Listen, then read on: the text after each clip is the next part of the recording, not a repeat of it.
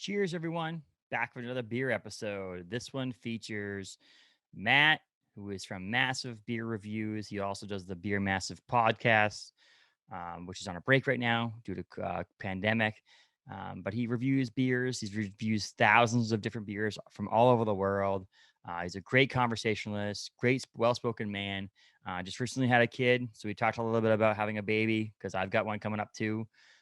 You can follow him obviously on the internet. We'll talk about that as well.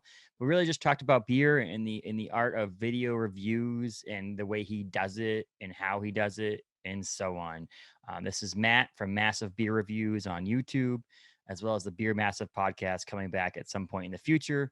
Episode 48 of the Maine State of Mind. Again, be sure to follow us on Instagram and on Facebook. Visit our website, themainstateofmind.com. And please subscribe on Apple Podcasts, Spotify Podcasts, as well as follow us and subscribe to us on YouTube. We really appreciate you, the sharing of the podcast. I appreciate the emails I get. I appreciate the contact I get the comments, everything. So I really appreciate everything. Please enjoy episode 48 with Matt from Massive Beer Reviews. Cheers, everybody.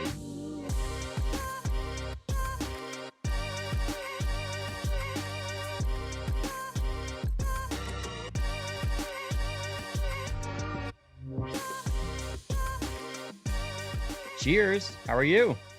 Oh, dude, I am both equally awesome, tired, and whatever other adjectives I could throw in there. So, yeah. Absolutely. I mean, I feel you. Like I said, I was mentioned a little bit before we recorded. Had today off, but I had a podcast earlier, so I've got the talking vibe going. But I can understand someone who's worked all day like yourself to come on the podcast. So I really appreciate you coming on and spending some time with us here at the Maine State of Mind. No, I'm pumped, man. It's a very it's a unique. I wouldn't say unique because I've done it before, but a unique enough experience to be on the other side of the microphone and whatnot. So I appreciate having me on. Yeah, absolutely. Let's get a little personal here. How's the baby? A baby is awesome. He is a gigantic poop and fart machine. He's a huge baby, like huge. Like he was 9 pounds 11 ounces. He was 22 and a quarter inches tall. My wife is 6'1", her brother's 6'8", her dad was 6'10", her uncle's 6'10". So we had gigantor baby, and he's awesome. He's really cool. He's 6 weeks old Wednesday, and he's already smiling and reacting. Not like smiling like, and I know you have a kid on the way too. And at first all the smiles are either just like reactionary to poops and farts and all that kind of stuff, but and then they start actually smiling because they're interacting, and we're starting to reach that stage. This is really cool. That's awesome. I'm glad you said large baby because we're on track for that. We've got 6.5 weeks left, and he's already about 5.5 pounds. Yeah. So he's getting up there, and my wife is not the biggest frame in the world, so she's ready. She's ready already. We've got a little bit of time left, but she's ready. It's just the baby's a little big on the big side, so we're pretty excited. I'm sure it'll go well.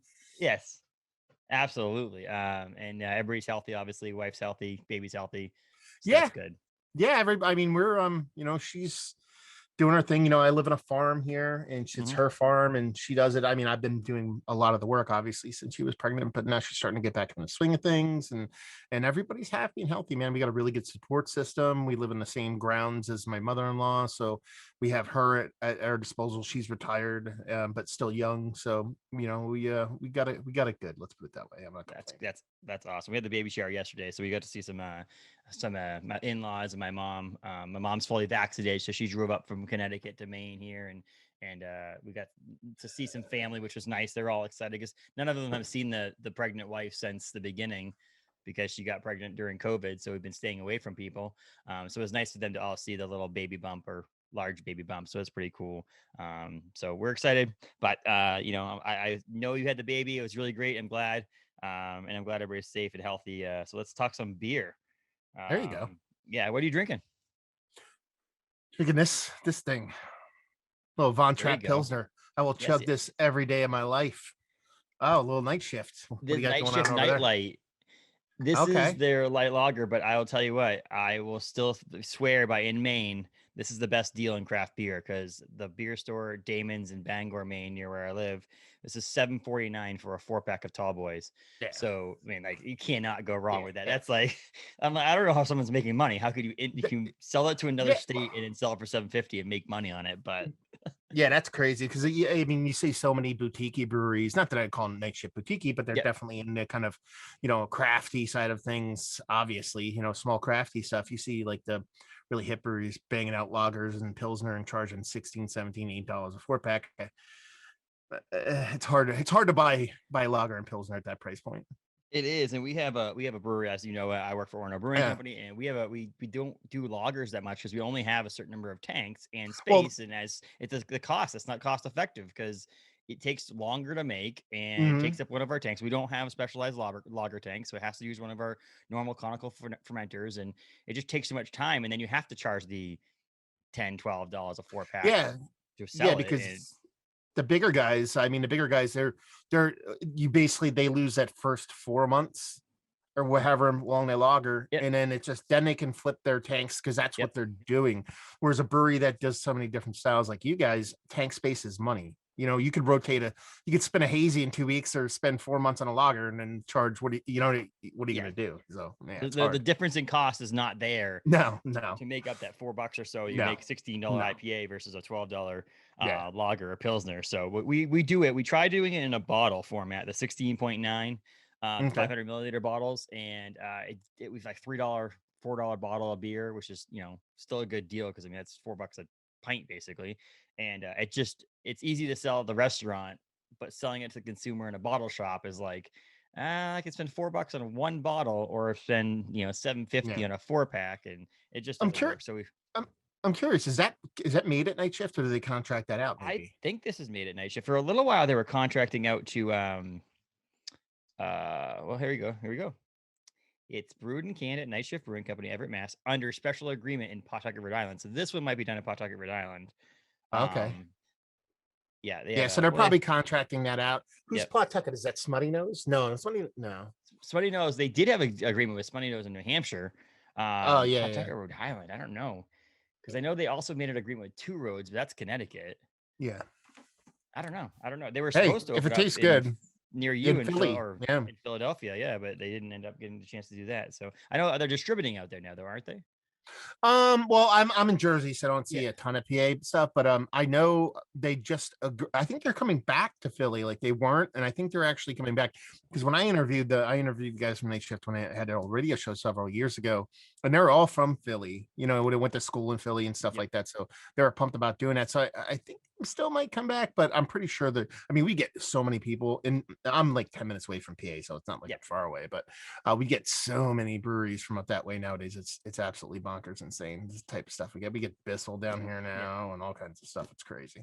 They're awesome. They were just in actually their Three Rivers spot, which is their barrel age facility Mhm. up near us. It's about 40 minutes west of us. On Sunday, one of their guys were in to our restaurant on Sunday, dropping off a 6-pack of bigger bottles.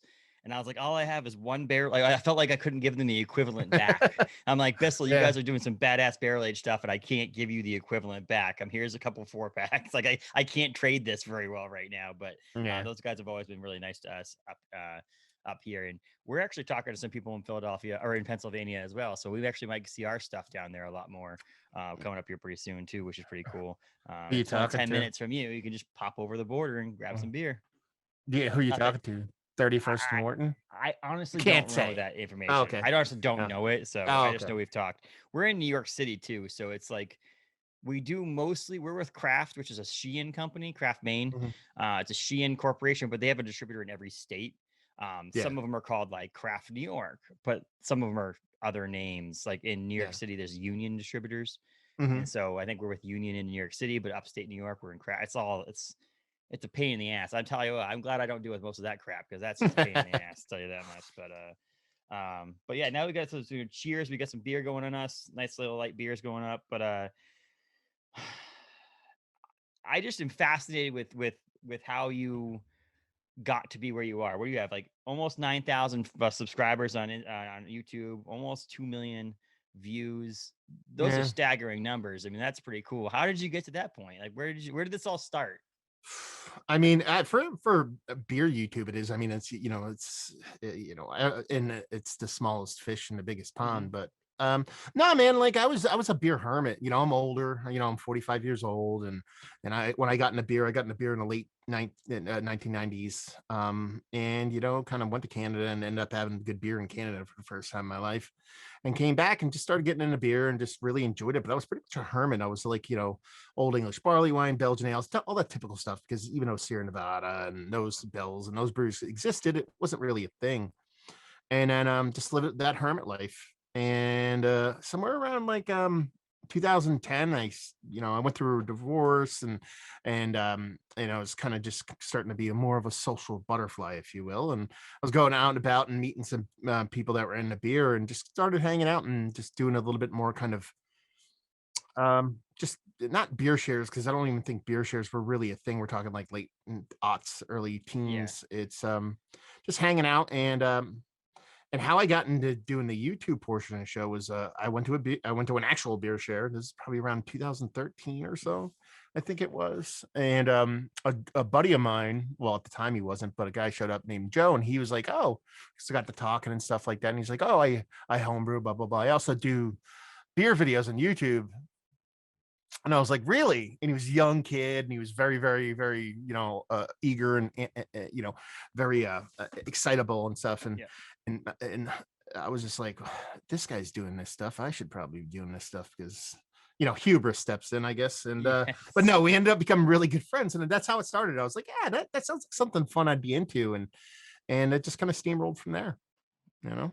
And that's how it is, and it's how it is. I think with my podcast, with a lot of other things, it's just like you just get one going, and then you just go from there and there and there. And if you have a subject to talk about, like beer, I'm pretty sure the beer industry has grown a lot since you started. So Yeah, yeah. I mean, you're talking about 2013. Let's say 2010s, even on yeah, didn't start to 2013. Like in 2010, if I met one person the whole year who was in the beer, I was like, "That's pretty fucking cool. You're in the beer. That's pretty yeah, cool." Now it's like you could be at Applebee's. Not that I'd ever go to Applebee's. I will not go there. But you could be at Applebee's, and the guys behind you was like, "I was at Treehouse last week. yeah, I was doing this," and it's just like it's constant. So even though like when I first started doing it, it was fun, and I still do it for fun. I literally just started monetizing last week. The only reason I started doing it is because YouTube forced monetize now, to where I started running ads on your channel without yeah. paying you. They said we're just going to start doing it. So I was like, oh, okay, I'll flip the switch. So whatever. But and that growth of beer, kind of comes along with the channel. I guess a lot of people watch. He also has to be entertaining, I guess, too. So Yeah, I know. So you're, I don't want to like make your head explode here, but like you're a very good talker. You have that. You're beer is not new to you, and you're still excited every time you talk about beer. You could open up a guest, someone who sends you beer, and it's a beer you've seen 6 times, but you have this ability to be like excited to still see it again. I mean, it's like this naturalness you have to it, which is pretty cool. It makes me want to watch your I might not watch the entire thing, but I'll get Mhm. in there and I'll like skip ahead a little bit or see you open a box. You do a lot of these videos that are also shorter, which are nice. So you're not like watching a 45-minute video. You're a 6, 8, 9, 10-minute video Yeah. that you can watch when you're on the toilet if you wanted to, honestly. So like it's not like you're trying to like commit to a long, long, long video. But I will say, like I said, you have that natural progression of being excited about opening beer. You still love doing it. I could tell that you still love doing it. You know what I mean? Yeah, I mean, beer is fun, man. Like it's just fun. Like that's the whole part of it. It's just fun. And I think when people enjoy things, it shows genuinely. You can tell, whether it be music or sports or beer or whatever, you can tell when somebody's kind of at their end, and they're just kind of doing it because it's what they do.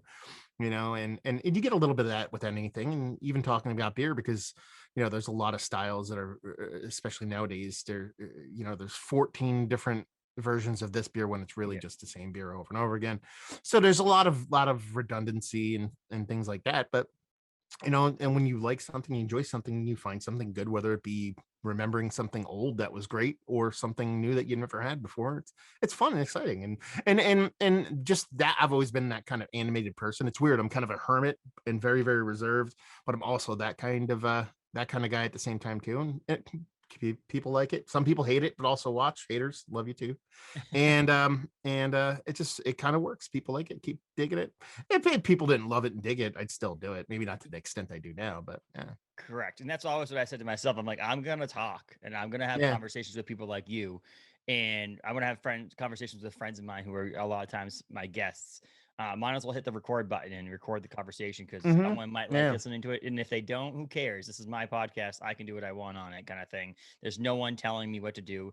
You don't have a company you work for, or a brewery you work for that you're doing this for. Yeah. If you decided for 2 months to take a break from the whole thing, you could. There's nothing stopping you from it. Yeah. And the best thing I think is that you also don't review like 5 stars or Oh 10 yeah. glasses of beer or whatever. You just tell them, hey, I like this beer. I don't. It wasn't my Yeah. favorite. Period. End of the story. That was a very conscious decision because I did rate beers for a while there. Yeah. Because it just was what you did. And this is pre Untapped and stuff like that. Obviously, like Beer Advocate and Rate Beer existed, but it was kind of just that's what you did, and it is what it was. But then once I got a couple hundred in, I got to a point where I was like, "It's such a bullshit arbitrary number." You know what I mean? Plus, it's like who I can. What am I going to grade it? Why am I going to grade it this? I'm like, because there's beers I've had that I don't like that style of beer, but it's a really well made, and you can discern the difference between something that you really like versus something that you don't like, but it's really well made. And there's sometimes you have something that's really tasty, but it's probably kind of not made all that well, whatever. So I decided to, and I don't remember anybody not doing the rating thing. And I did it, and it seems like it's kind of caught on. There's a lot of people that actually dropped ratings from their thing because really if you like it, it. And plus it's almost like I've always likened it to maybe like a Spotify or a Pandora channel.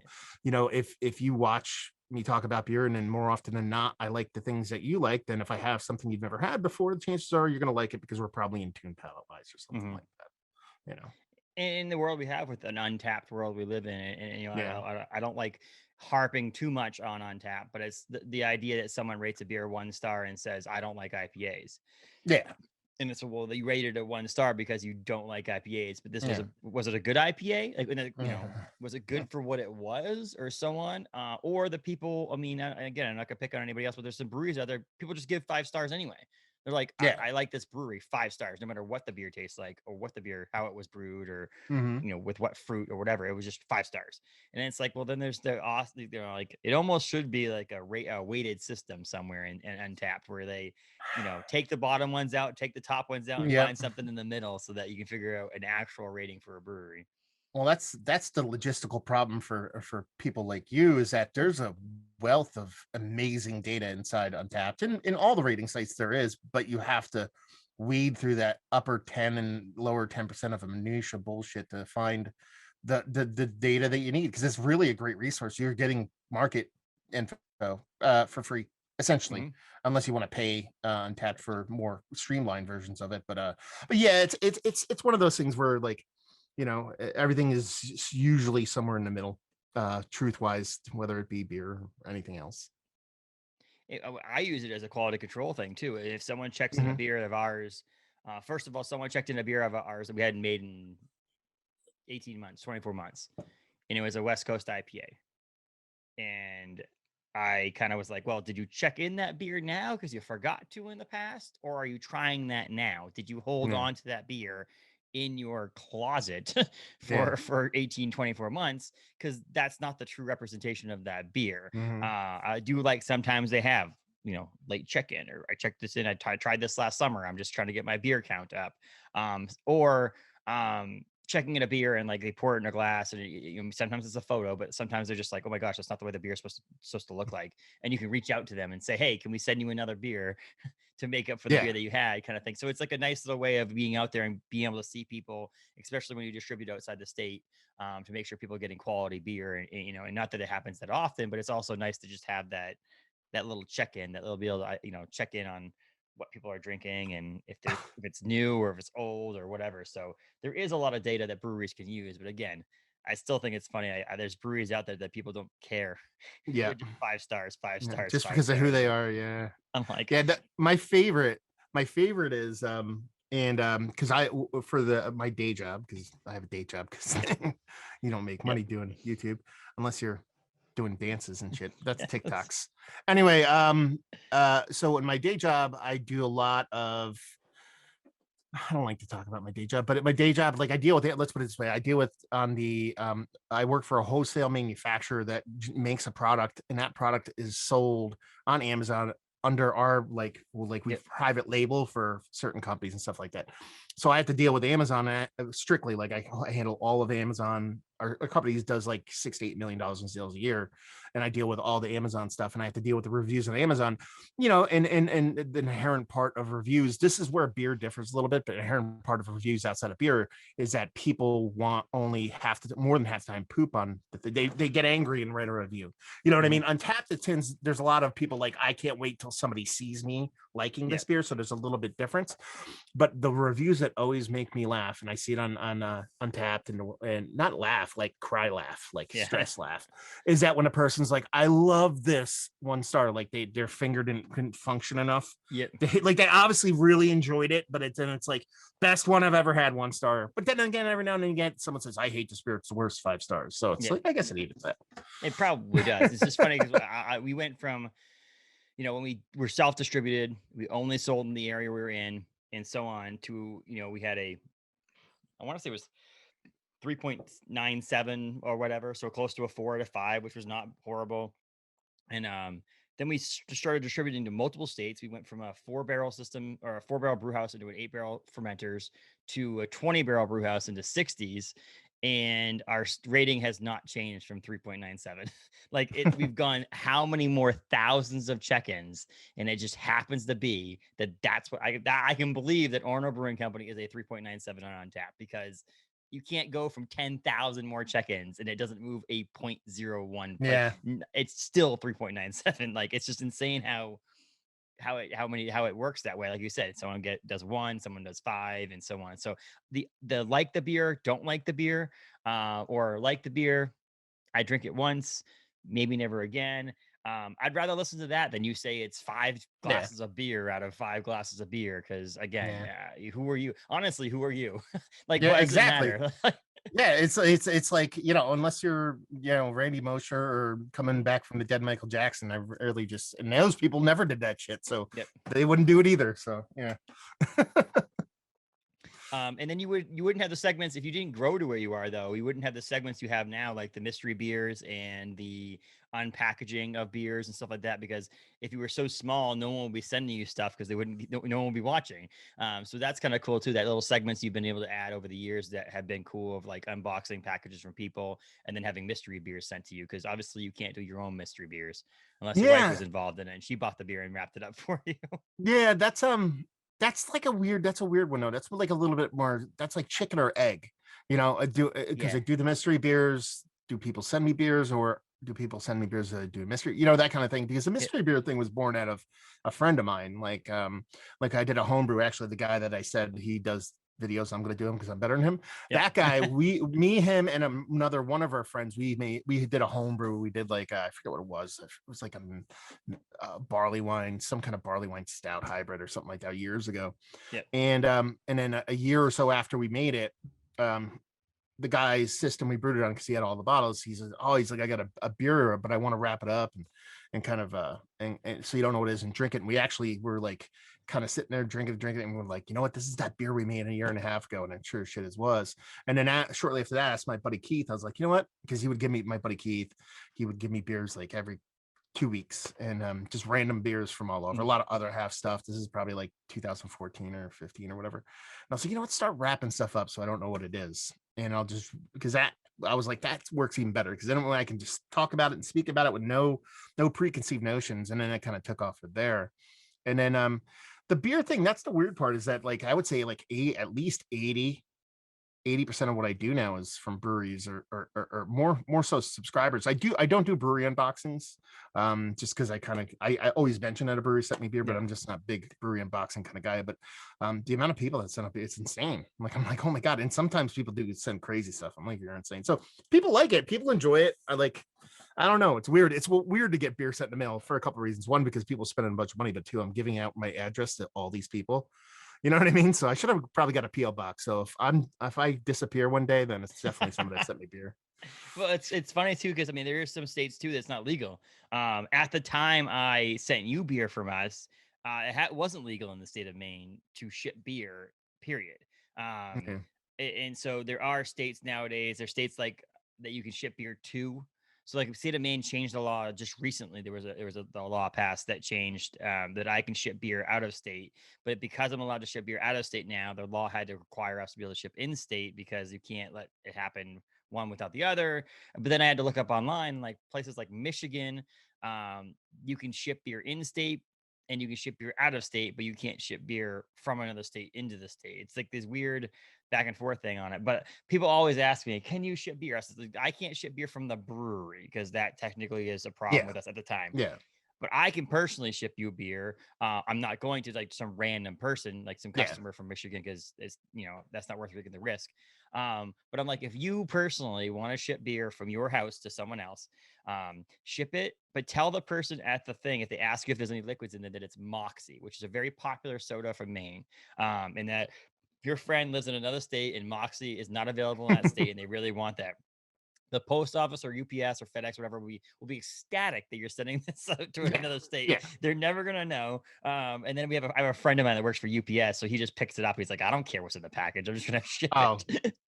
They don't care, man. They don't No. care. Like, yeah, I've only met one UPS person. So there's a guy up in Scranton, Pennsylvania, that owned a UPS store that was into beer, and you can actually ship. Like, the laws are pretty much it's jaywalking. No one's gonna bother you anyway. But he was into beer and he found out all those beer mails were going out, and you could actually pay for alcoholic delivery service through UPS, but it's like 9 times more expensive. So he would yell at people all the time, "You're shipping this, you need to give me money."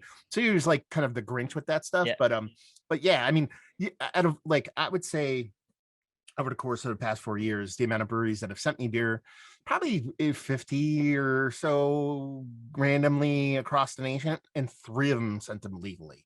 Yeah, exactly. Like straight from the brewery. Yep. Like there's 3 of them. It's a big one. So it'd be like Sierra Nevada and like Lagunitas, and then one I don't mention. And they would send it legally because they care. But my favorite beer mail story was the first beer mail I ever got. Is from an Italian brewery called Beer di 32. It's this weird Italian brewery. Buddy got me bottles. They were old. They were still fine, but they saw the video and they said, "Oh, can we please send me some fresh ones?" And I was like, "This is awesome. First time someone's ever going to send me stuff." Yeah. So they're from Italy and they send it to Pennsylvania, where I lived at the time. Absolutely illegal to send me beer via UPS to Pennsylvania at the time. So I get it. Everything arrives great. I'm like, awesome. It didn't get seized.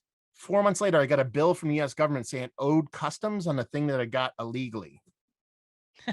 Okay, they're like, "Oh, we found out that this beer had a value of blah blah blah blah blah. You owe us $6.32 because that beer costs that much." And I'm like, "Yeah, but it's legal. Why don't you arrest me?" So Yeah, exactly. That's funny too, and it's like most of the times, if it explodes and they're just gonna throw it away. They're not going to return the package. They're not going to. It would cost them so much money to go after you to get that extra fee or whatever. So as long as you package it correctly, people, and you're mailing beer out to people, don't. I mean, and also it's not. I mean, if you're trying to mail beer to a friend, make sure they have the beer. Like if they have it in their town, like don't ship them beer. It's going to cost you as much as the beer costs to ship the beer as it is to actually just like say go to the store and grab it. Because it's the same thing here. I'm always like, people are like, "Oh, can you ship it to New Hampshire?" I'm like, "We distribute to New Hampshire. Just go buy it on the shelves. It's going to cost me an arm and a leg. Literally a $16 4-pack is going to cost me $9-10 to ship it to you. There's no point at that point. Like you're paying twice as much for beer." And so and our distributor was kind of like back and forth on like, "Well, we don't want people shipping beer in state because they won't buy it at the grocery store." And I'm like, "We won't ship in state. Like if someone requests me to ship it in state now, I'm not gonna do it. It's going around our distributor, which we have a great relationship with, and again, it's gonna cost me an arm and a leg. There's no point." But if someone visited from Montana and they visited Maine and they loved our beer and they want me to mail it to them, they don't care how much it costs. That's cool. But not in state because it's stupid. Again, we are available at most places other than grocery stores. Any beer store you go to, you're gonna be able to get our beer on the shelf. And so there's no point for me to ship it to your house because especially the pandemic ending soon, hopefully. So it's just kind of funny. Hopefully, exactly. I love the whole hopefully thing. It's a unique it's been a unique year for sure. That's one way But to I put it. The mean, word unique. Yeah. yeah. You a little beer fridge right there or what? Oh, cooler. Grabbed a couple beers so I didn't have to leave because I'm drinking low ABV hazies. I'll throw a couple of these down real Yeah. quick. Well, 4.9% Funk Brewing. They're out of PA. See, there you They go. make 4.9% hazy. See, when I go to Philadelphia, I visited a couple times. I stay in New Jersey, so yeah, I don't stay in Philadelphia. I stay over the border in New Cherry Hill, Jersey. baby. Yep, there you go. Um, it's a weird. I don't know what it's probably because it's way cheaper. Honestly, I want to say it was way cheaper, and that's why I did it. Oh, by far, yeah. Yeah. So if you're gonna drink a cheap beer, what's your cheap beer choice? My favorite cheap beer. It's a tie, man. It's a tie. It's a tie between Miller High Life and Jenny Cream Ale. Jenny Cream. Funny Jenny Cream Ale story. So I used to live in Andover, Massachusetts. It's a really affluent community. It's like one of the most affluent communities in Massachusetts. Like median income of $1.2 million. Like it's insane. And I lived there, so it obviously brought that. Like I brought that median income way down. But there was a pizza joint down the street that they had like $4 Genesee Cream Ales. But if you mention the special, it was like 99 cents for a can. Like if you mention the deal on Jenny's, they'd give you a 99-cent can of Genesee Cream Ale. And it was like me and a couple of coworkers after work, we'd get a pizza and we would just crush Genesee Cream Ales for 99 cents a can. It was insane how cheap they were. they were profiting off of it because the fact that it's not expensive to make that beer. So like well, Jenny has a near and dear to my heart, man. I've been to the brewery several times. They're sneaky cool. Like they make sneaky cool beer. People don't know. Like they have like if you go to Jenny like at the brewery and stuff like that, and they're up in up by Rochester, New York, and they make some great stuff. They've done collabs at Other Half, stuff like that. And sneaky best beer I've had ever, cheap and great, is they actually did a dry hopped version of the cream ale that last year, bringing it out this year, and it was awesome. It was like 4%. It was really cool. It had this really cool kind of weird melony thing with the hops. It was really tasty, and it was $9.50 a 12-pack. That's insane. That's not fair. That's not fair. It's not. And that, like I said, it's because they can sell so much. And that's what I always talk about people. It's like they sell enough Genesee Cream Ale that they can have fun time like that. It's like Allagash White. Allagash White can be, they sell so much Allagash White, they can do Curio and all the other barrel-aged beers that they do. That's why they can do that. And Sam Adams does all the Boston Lager, so they potentially at the Boston facility can do their own fun things. And Genesee obviously could do that. They could have fun with some beer and charge almost nothing for it because they know they're gonna be able to pay their bill with Genesee Cream Ale. Like it's just like, okay, we know we're gonna be able to do this. Let's have fun at the actual facility. That's awesome. That's really sweet. That's what you kind of want to aspire to, even as your brewery. Not necessarily that you want to become as big as those things. If you can get comfortable with that, with those beers that you can make really well and rip out. Yeah, there you go, tubular. Tubular is our beer. So yeah, we can make that. That keeps the lights on and everything else is fun. It's just not that beer isn't fun in and of itself. That's what I'm saying. No, but you're right. So so one of our owners, we were joking around the other day when I said this beer, the Be My Sunshine we did with Vitamin C, brewing company out of Mass. I said, I think this is my favorite beer we've ever made. And I said it to one of the owners. I'm like, this is my favorite beer we've ever made. And he stone faced to me goes, what about Tubular? I'm like, that doesn't count. Like you can't, your flagship beer never counts as your favorite beer that brewery makes. It's just a given that's a good beer. We have fun with that one. The can's awesome.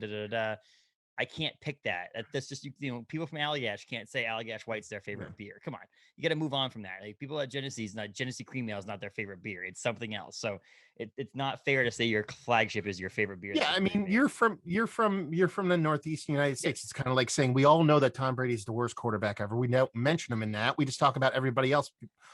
He's the worst ever. Then we start from there. See, I dealt with this my entire life. My dad's a Jets fan, so yes, he's now the worst quarterback in my opinion because he plays for the Tampa Bay Buccaneers. But yes, you're right. Just given. It's a given. Yeah, We know it. it's a given. It's, exactly. And I don't think like Bissell, for an example, substance is their, like, if they can sell enough substance, they can have fun with all the other stuff. Treehouse with all their, I guess there's not really, I mean, what would Treehouse's flagship be? I mean, it's Julius and Green. Yeah. A tie between those two. You Yeah. know what I mean? Like, depending on what team you land on, but those are, and that's honestly, those, it still is. They rip those out of there like nobody's business, And that's a place that I've never been. And I lived in Massachusetts for 10 years. And I still never went. Yeah. Never it's their beers are awesome. They're fantastic. Yes. But it's just, people love, and that's the thing about one of those great things about this beer industry is that people bring it to you. So I don't have to go. Yeah. It's like, we'll be in our restaurant, we'll be working, and someone will walk in with a case with 3-4 packs of Trillium, 3-4 packs of Treehouse, and drop them on the thing. Be like, here you go, guys. I'm like, thank you. I don't have to go to Massachusetts now. Thank you. When I so there's a really fun brewery down here in New Jersey called Kane Brewing. They're probably best known for the Night End All Dawns. It's like a big barrel aged stout, but they make a ton of different styles. Like they just opened their sour and funk program. But they've also been blending and barreling beer for almost 3 years now. That's the way the owner is. He's kind of crazy like that. And I remember when I interviewed him for a radio show, we're just walking around the brewery talking and chatting and all that kind of stuff. And we were in the big, huge cooler, and there was just racks and racks and racks of kegs and beer everywhere. But under the one rack, like the whole rack, like a 14-foot rack, there was milk crates full of beer, like milk crates of beer strewn erratically. Like it wasn't like they put them in the milk crate. It was just like, let's huck this pile of beer and see how it lands. We're like, that. What's that? He's like, oh, that's all the beer that people bring me. I can't drink them. Like he's like, there's just beer from out, and it's all like super fancy whaley stuff. And he's just like, I don't have time to drink this stuff. You know what I mean? So yeah, I could just imagine.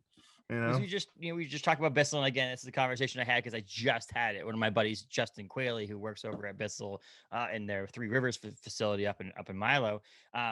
He talked about the same thing. They have their like beer.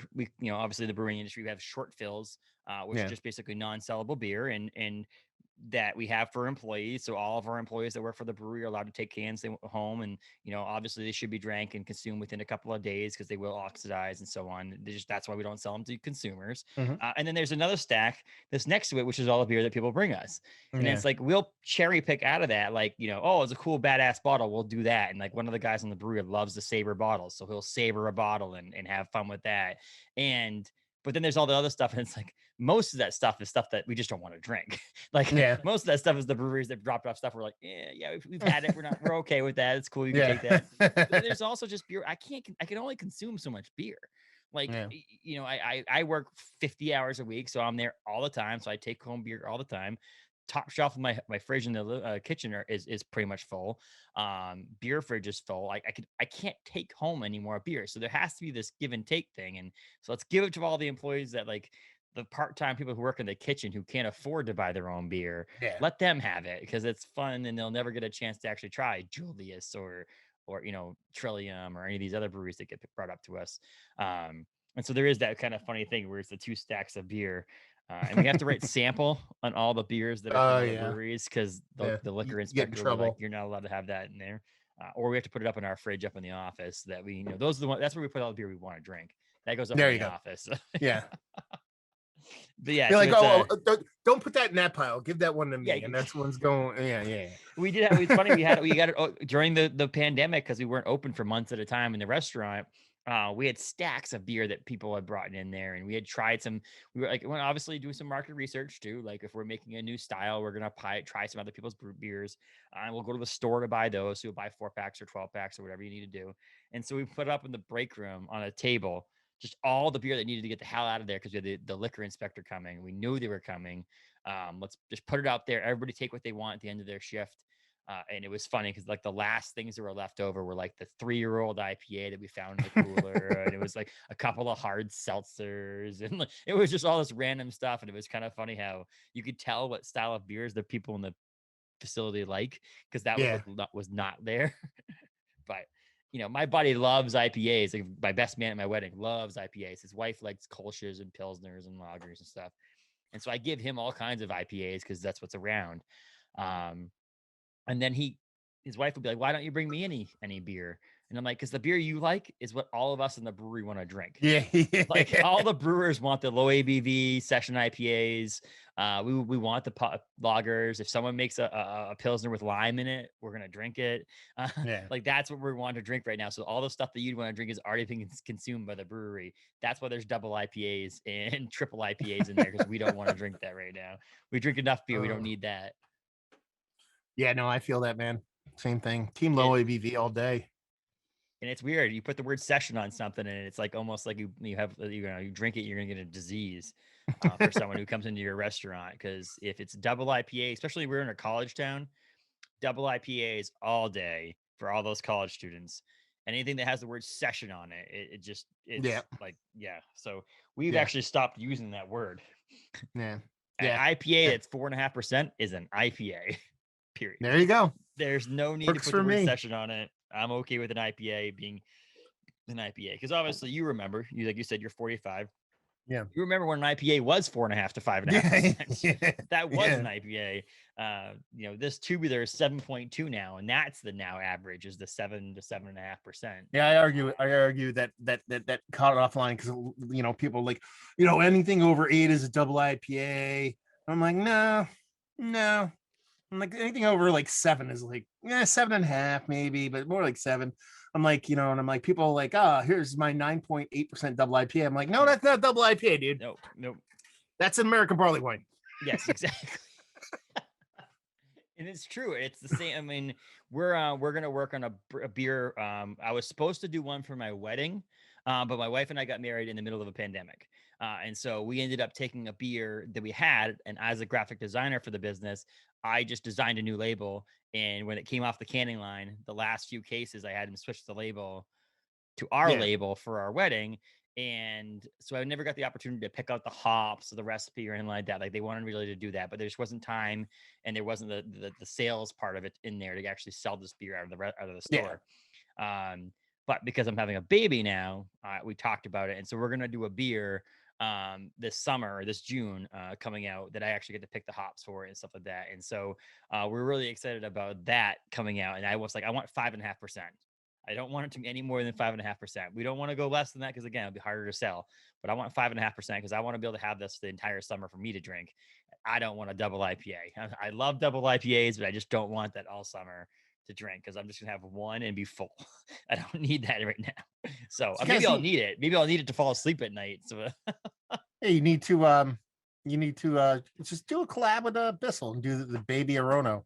And then that way you can do like a 3% beer, and you'll know it'll fly off the shelves because it has Bissell on it. There you go. And it happened. We did one a couple of years ago called Phenomena, and that just flew off the shelves there too. So yes, Bissell has always been a great friend of ours and very much of a helpful brewery to help sell things too. But that's a great tap room, the whole thing, man. Great group of people. That building actually reminds me of the building I work in, like that old, like kind of like old barn kind of thing. And just I love it. It's a great brewery. They're great people, and they've helped. I mean, we always will say they'll help build this industry that is in Maine. I mean, obviously you have your old school people and your Maine beer companies and all those people, but without Bissell and the New England IPA craze, I think a lot of us New England IPA breweries wouldn't be around.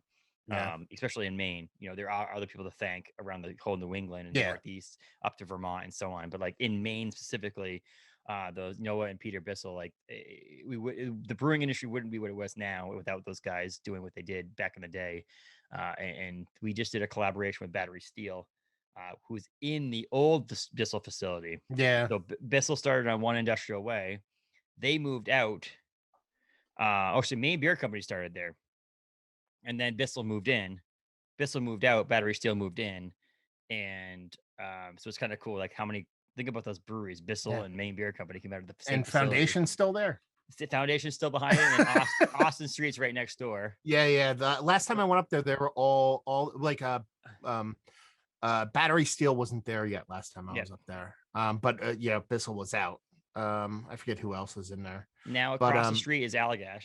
Yeah, dude, don't even get me started. I love Allagash. Allagash is like Allagash is like my favorite beer experience I've had in my life. Pretty Yes. one of my favorite ones. Like, because I grew up drinking Allagash, and Yep. like I didn't go to Portland for forever, and Yep. I just never went up there. And I finally went up there, and I went to Allagash, and I was sitting there just drinking beers, hanging out, started talking to the bartender. I was like, man, I remember buying your beers when I was little. And she like literally come with me and just started walking around the brewery, drinking beers, hanging out for like an hour. And I go to leave, and she hands me like a 6-pack of bottled barrel aged beers. Be like, that was a great story of yours. Here, take that, go have fun. I'm like, what's going on right now?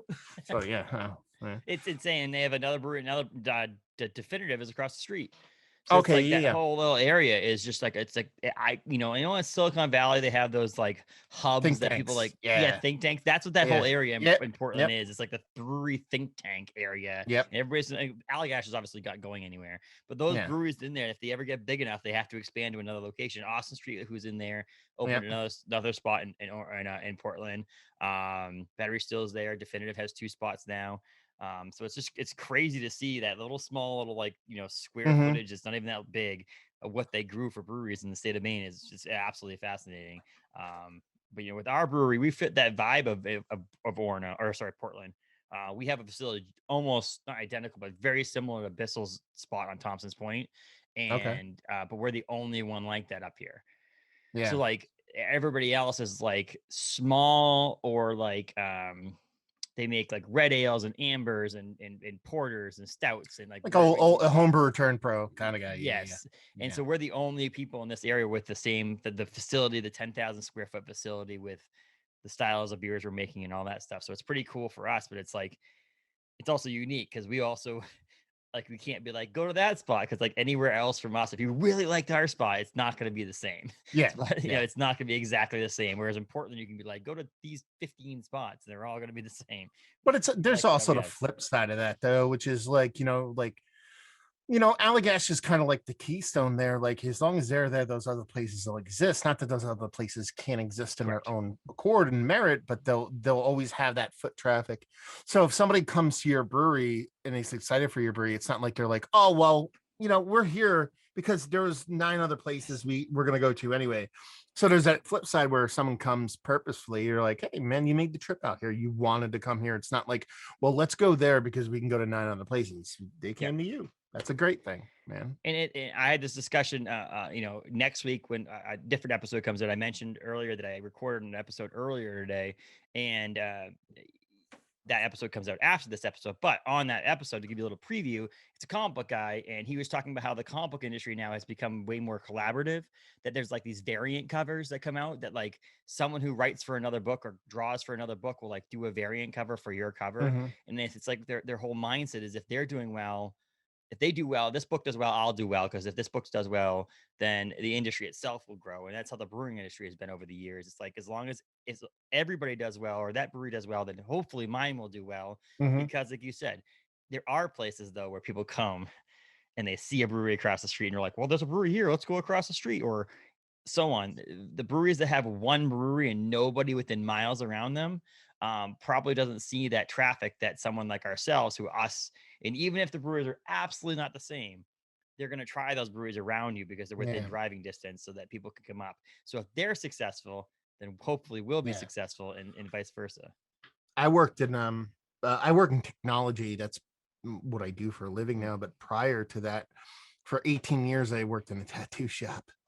And I did all kinds of weird. I wasn't a tattoo artist. I was a body Yeah. modification artist. I did like scarification and implants, all kinds of crazy stuff. Anyway, that is a super cutthroat industry. Like anytime anybody opens around them, I'm like, no, get away, Yep. fuck that place, that kind Yep. of thing. Sorry, I cursed. No, But you're good. and it just doesn't work that way. People have that mentality about be like, get off my lawn, and it's like, man, if we just hang out together and people come on my lawn, your lawn, and our lawns all be awesome lawns. And yeah, Yes. yeah. The, But you also the, have to the, make good beer. There's a lot of people the, make poopy beer and go, why? Oh, you guys are running business, and be like, no, you kind of make shitty beer. That's why your business yes. is there, Well, that's the same thing. Also, is that everybody doesn't have to make the same style beer, and that's No. one of the things I always dealt with. And when I was training a new employee that came over from another competing brewery, they worked in the restaurant there to come work at my place, and I said, the best thing about ours is that there are breweries around us that make different styles of beer. So if someone comes into me and says, "Hey, I'm really interested in an amber ale," and I'm like, "Well, we don't make amber ales. We don't make red ales. We haven't since the beginning when we opened. We did one 6 years ago, and that was the only one we ever made. Our specialty is New England style IPAs. We do some sours. That's what we make. That's our styles. We are gonna do what we like to do. But Yeah. X, Y, and Z brewery down the street has that for you. Go there. Like, don't try Yeah. to force it on us. And they're like, you should really Yeah. make more red ales. Like, Yeah. no, we shouldn't. They should, and we should stay within our lane. Yeah. And you can Yeah. go there for that. And don't worry about, let's make what we make and let's continue making what we make because we're obviously doing well with it. So let's just keep going with it and send people other places who want that other thing. And so that's Yeah. what the benefit of having those other breweries around you is, like, go do that. Like, we don't need to be good at that. Like, they can be good at that, and we can be good at what we do. Well, that's the other thing about like a lot of the old school mentality of like, you're on my lawn, get away kind of thing, is that like, even if that person is like that, or that brewery or whatever is like that, then they make the low ABV porter, which Yeah. I love, but they make the wee heavy, they make the red ale, whatever. You send the people from your brewery there and be like, listen, hey, we want you to try our beers because you never know what you're gonna like. But if you don't like it, man, that's fine, great, whatever. If you go down this place, and if that place eventually sees so many people, you've been like, oh, that blah blah blah told me to come down there, blah blah blah told me to come down here. Eventually, they might be like, well, maybe you can kind of turn their heads and make them understand, But there's breweries. There's a brewery in Massachusetts now that makes strictly imperial beers, imperial stouts, imperial IPAs, imperial sours. That's what they do. They chose to go that avenue and do that thing. For the longest time, Jack's Abbey lagers. They did lagers. They ended up opening their other Springdale, yeah, Springdale. But it's the same thing. Allagash does Belgian style ales. Like, that's what they do.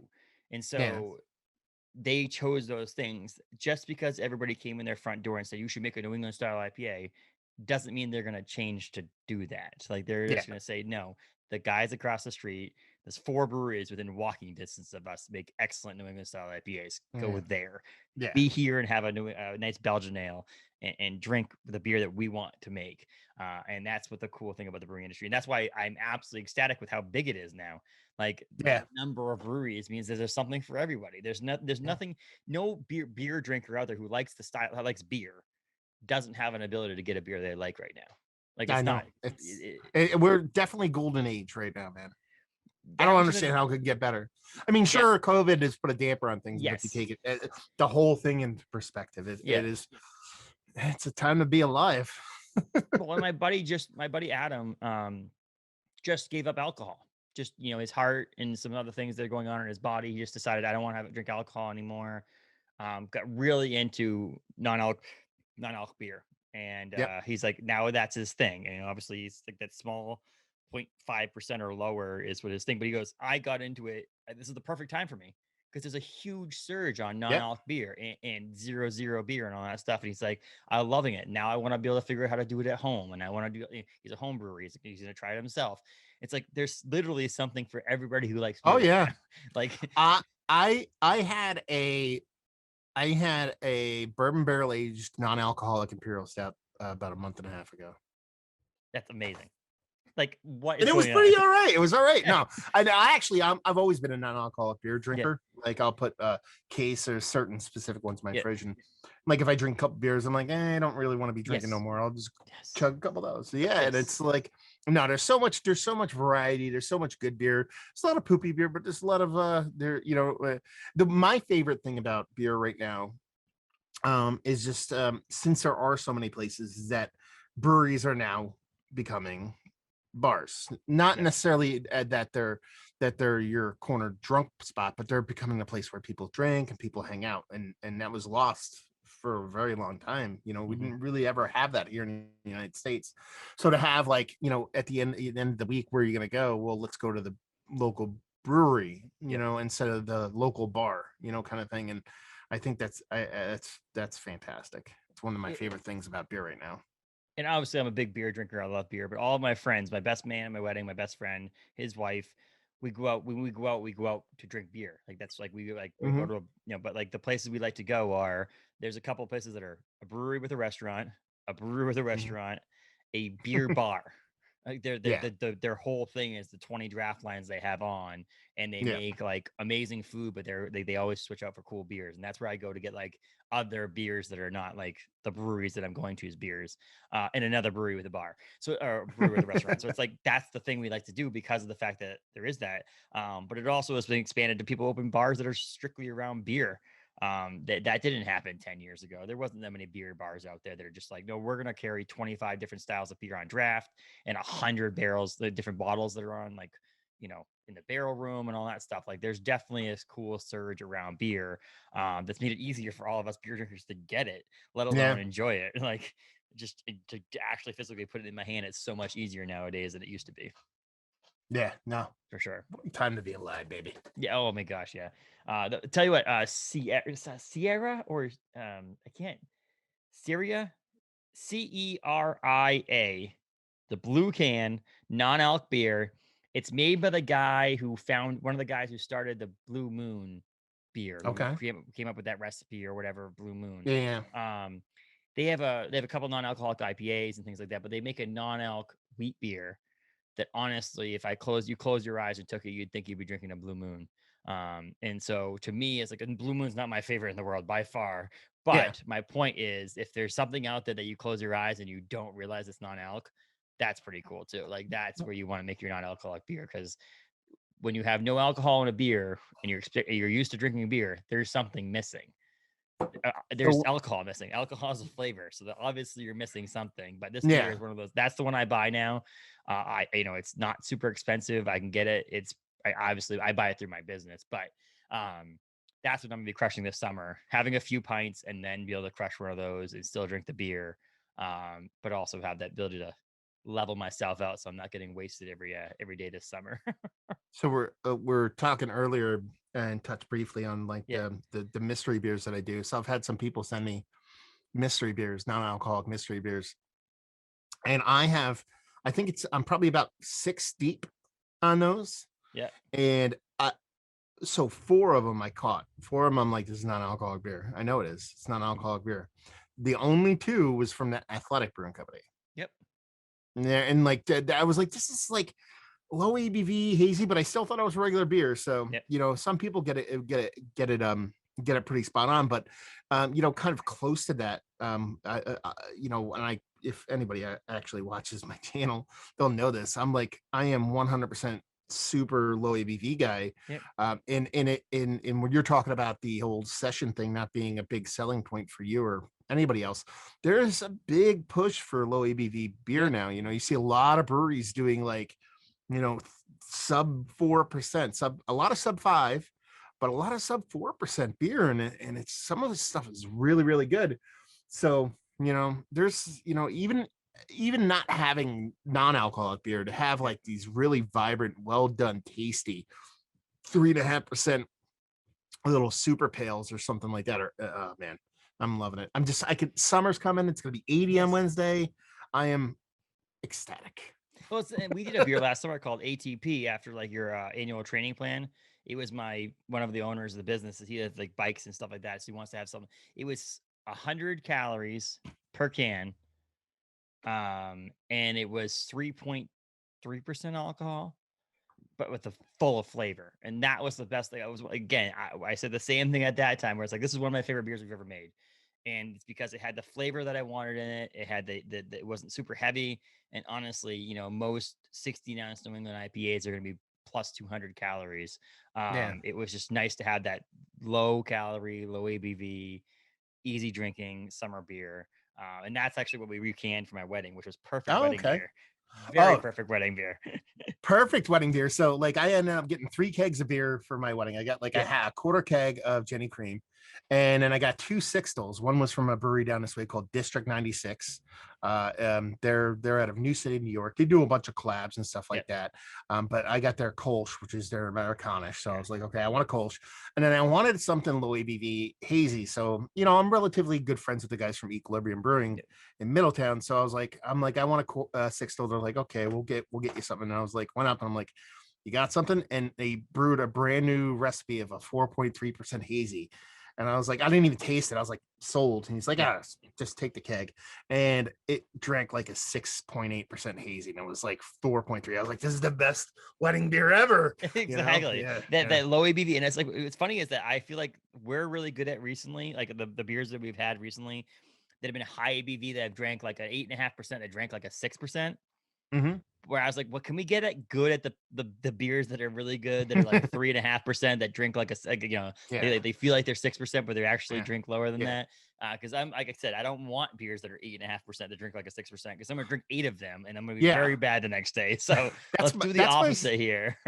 that's my soapbox, man. Like that's my soapbox I ring on. Like you mentioned it earlier with the double IPAs. Like I understand when I say this beer is 8% and it drinks like 6, so that bothers me. Where people are like, "Are you crazy?" Like that's why I love this beer. Be like, and that's why I don't rate shit. Yes. I want the opposite. And there's so many people that love that. Like I'll get a triple IPA. It's like 10.3%. I'm like, aromatically, this is like a 5% beer. It Yeah. drinks, even though it's a sweeter, obviously, because Yeah. it's double digits. But I'm like, it drinks like 6. I'm like, why would I want to drink this? I'm like, give me something that I want the opposite. If you could make me a -5% hazy Yeah. IPA that was delicious, I'd be like, okay, I want to get not drunk. And I'll Yes, drink that one exactly. to not be drunk some more. You know what I I'd mean? almost So, rather drink a 6 that drink a 6 than a 10 that drink like a 6. Like that's yeah, my point. yeah, Like the whole yeah. like if it drinks like it's supposed to, I'd rather have that than the 10% that Yes, drank like it's yes, 6%. Just give yeah, me a 6% at that yeah. point. So, but that's pretty uh, funny. Um, yeah, I mean, I literally, same thing with you. You could talk beer all the oh yeah, time. And that's oh like yeah, it's really good to talk with someone else who likes to talk. A, I'm guessing we yeah. both like to talk. And B, talk about beer in the generic sense of the term and not specifically on a brewery or specifically on a style or something like that. Which is pretty cool. So if you like to listen to Matt here talk Hey about now. beer, you can go to his web or his YouTube page, Massive Beers. Yeah, if you just type in massivebeers.com, it'll just go right to my YouTube Okay, page. cool. And then you have your unboxings on there, your mystery beers. How often are you posting videos? I post at least every day, Okay. once a day. So, sometimes more, sometimes less, depends on the situation. But you're getting at least once a day, if not twice a day at certain times. And like you said, sometimes it'll be an unboxing, sometimes it'll be a beer, sometimes I'll do like an online hangout with other people that do the things that we do, or I'll sometimes do like an editorial commentary on issues and stuff like that, and beer and stuff like that. So it's a wide variety of stuff. Sometimes you're outside.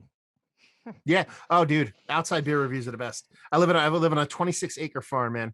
Like if I could do it, I sit outside and just get bit by mosquitoes and chug beers. I'm a happy camper.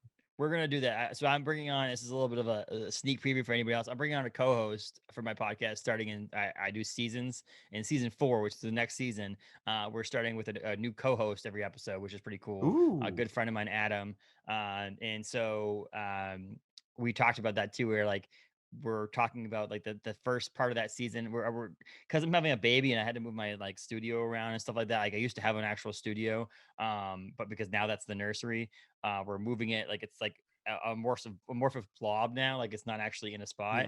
Yeah. Um, I'm in my baby's room eventually. The baby's now in, like, we have like yeah, extremely, we have him in a certain area, but this is gonna be like his room once he hits like 2, all this yeah. shit's gone. Yeah, see, and that's the thing. And so, like at that point, and my hope is at some point, I love doing this that much that me and my co-host will split some. Maybe we'll buy some, like rent some studio space, and maybe I'll rent it out to other people who want to record their own podcasts and so on. But like, we talked about doing it on my deck. Like, let's just go on the deck. We got some good microphones and windscreens. We'll just be outside. It'd be no problem, and that way we can enjoy the summer, at least this summer, outside on the deck, and do it that way. And if we have someone, we're hoping that season 4, most of my guests will be in person, which is what our goal is. And obviously, if I ever make it down to New Jersey, we'll do something in person down there, which will be fun because Hell yeah, I'm, dude. I'm looking to travel. I love the idea of doing it. We talked about going to Portland to do some chats with some breweries down there. And if I can like schedule out an entire day where like I'm at like 10 a.m. at one place, noon at another place, 2 at another place, court a bunch to release at some point. I can actually be at the breweries, which is really exciting. So we're looking forward to some cool stuff coming up here. Pretty cool too. But yeah, I'm That excited to be was outside. That was actually when had a radio show, like a call-in radio show, like every Sunday, and brewers would call in. But then like I stopped doing it, and the whole impetus for me to bring the podcast back when I brought it back a couple of years ago was to do that, to actually travel to places and have face-to-face conversations and talk to some great people. And when COVID hit, that's when I stopped doing the podcast. But now I'm just like, screw it, I got to do it again. So I'm going to start bringing it back and started booking people already again. But doing a remote thing's awesome, and it's great, and conversations are great to have this way. But there's something to be said about doing it face to face. And exactly, and that's what I thought about. If I bring a co-host on too, the idea that we could, like, if there's at least one other human being in your range, you can hopefully get that conversation going a little bit better. Yes. So if I have to do one via remote, that the guest is remote, but the co-hosts are in the same spot, that maybe the conversation will work well. I mean, with people like yourself who are used to talking on camera, it doesn't, like, this is possible. But a lot of times, as you know, and you've done shows and things like that, not very many people are used to talking on camera. No. And so it's a different experience if you just have a camera in the corner or just audio, and you're talking to someone in the same room with you. It's a little bit less daunting to some people. And you don't know, so man.